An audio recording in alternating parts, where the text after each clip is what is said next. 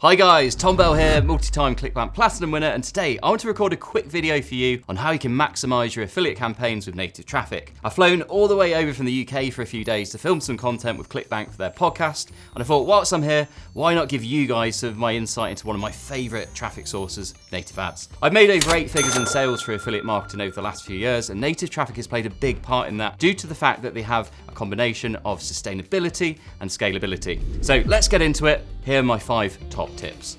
My first tip is to maximize your CTR, otherwise known as click-through rate. The higher that you drive your CTR, the more likely it is that you'll be in a premium position in the auction. That's going to get you better quality traffic and more scale from that traffic as you progress through the campaign. Now, it's not just enough to get clicks. You also need pre-qualified clicks from users that have a strong buyer intent in the market that you're in. So don't be too general in your ads, guys. Maximize curiosity in your ads, call out to the prospect, and that will give you a strong CTR from people that are likely to take action on your offer. For example, instead of using stock photos for your campaigns, use images that look less professional and show unusual situations that align with the hook of the offer. That could be lemons boiling in the pan for a Nutri product, or even coloured powder being tipped into a drink, for instance. And for the headline, instead of saying, "Find out how to lose weight today," you could say, "Discover how to burn belly fat with this one simple ritual." Number 2 is to satisfy the user experience. With native ads, you're intercepting users in a content-based experience. They're there to consume article content, guys. So your landing page needs to satisfy that expectation. On a traffic source like Facebook, you might use a quiz-style lander because you're trying to shift somebody from a social-based experience into a buying-based experience. And a quiz is a great way to get people engaging with your funnel. Now, with native traffic, instead, I would go with more of a content advertorial page. So we'd have a headline at the top, a hyperlinked image underneath, perhaps with a video play button on top to qualify the user for video content if we're promoting a VSL offer. Underneath that, I would have perhaps a few hundred words of copy, then a large call to action button underneath. Very often, I see affiliates choosing landing pages before they've even considered the traffic type that they're running and what's required to satisfy the user experience. So always use these factors as your starting point, guys. My third tip for you is to install a good tracker. If you're running paid traffic of any kind, then a tracker is an absolute must, but it's particularly important for native, where you have so many moving parts, like different ads, different landing pages, and different widget IDs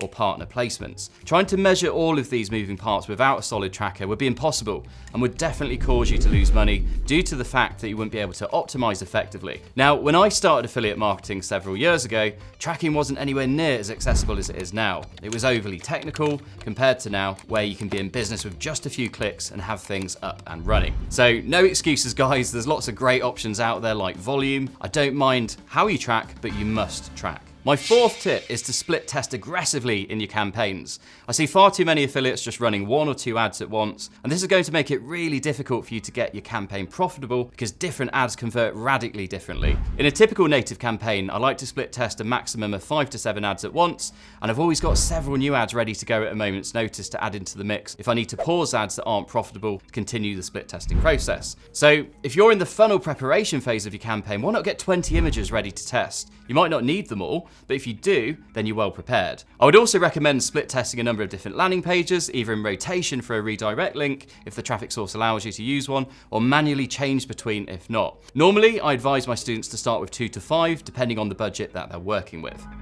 Now, my 5th and final tip for you guys is one of the most important pieces of advice I could ever pass on to you. That is to make data-driven decisions, not emotional ones, not just in your native campaigns, but all of your paid traffic campaigns generally. When you're running ads, data takes time to collect, so it's really important to base any decisions that you do make on a data sample size that's big enough, and therefore meaningful enough, rather than what I see all too often, which is newbies panicking after spending $50, not seeing the results they were expecting, and then start turning things off prematurely. So give your data the opportunity to prove itself. Often, I'll spend about 10 times the offer payout to give it a thorough test and then make an analysis thereafter. So guys, I hope those tips helped you. Put them into practice and you will definitely see a difference in your native ad campaigns. If you'd like to find out a bit more about me, you can catch me over at my YouTube channel, Revenue Tactics. And if you enjoyed the video, don't forget to like and subscribe to the channel, guys.